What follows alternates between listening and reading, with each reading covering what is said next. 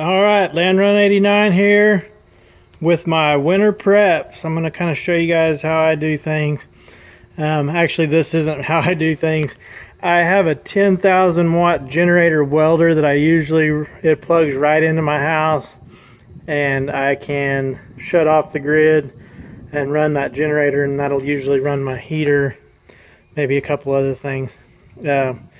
That's in the shop right now. So in winter times fast approaching, I found this 5500 watt 8500 surge Generac with the Briggs & Stratton for 400 bucks.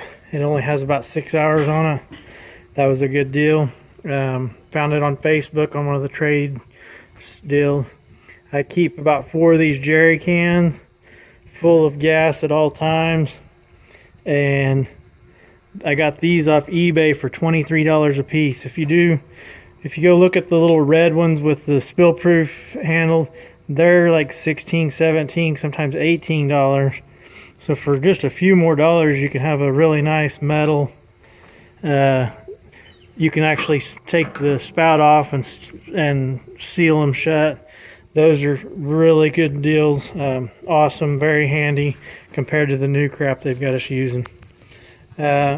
Another thing I come up with is a 32,000 BTU kerosene heater. I got that for $50. Those are usually about $150, and I got it on Facebook. Same thing on those buy, sell, and trade deals. The only thing is kerosene is expensive. If you don't have a supplier for it that you can get it like cheaper than what it is, if you go to Lowe's or Atwoods or Ace or whatever, they're going to run you about $40 to $50 per 5-gallon jug. One of those come with it. I bought the other one. My plan this winter is, if we lose power during the daytime, I'll run this kerosene heater. I don't trust kerosene heaters. You got to open the windows and stuff at night if you're sleeping with them, and I just don't trust them at all. That, especially when you don't have power, because your detectors, or your smoke, not just smoke detectors, but your gas detectors won't work because you don't have electricity. So I'm not a big fan of sleeping with those.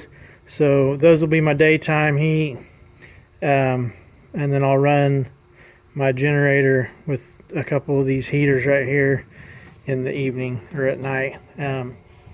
And that's my situation this year. Next year I'll probably have some propane just ran through my house with a couple of, or some sort of heater.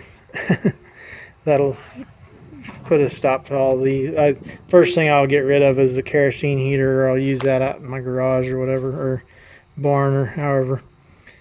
Just because the kerosene's expensive. It's hard to find. When I was a kid, they used to sell it at gas stations all the time. You just walk in and buy it. It wasn't much more expensive than diesel. Anyway, that being said, another thing, I have a couple of these. You can burn citronella. I don't like citronella because it puts off like a anti-mosquito smell.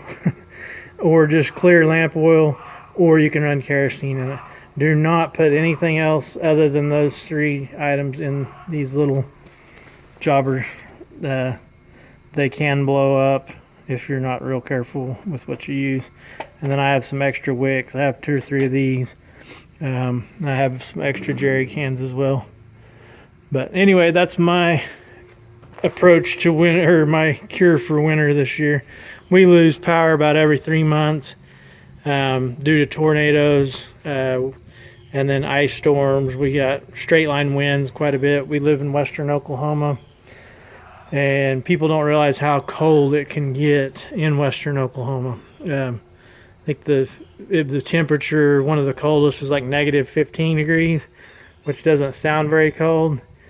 But I promise you, when you add a prairie wind of 45, 50 mile an hour with that, I used to live in Michigan, and they didn't have anything on our cold. So anyways, thanks for watching, guys.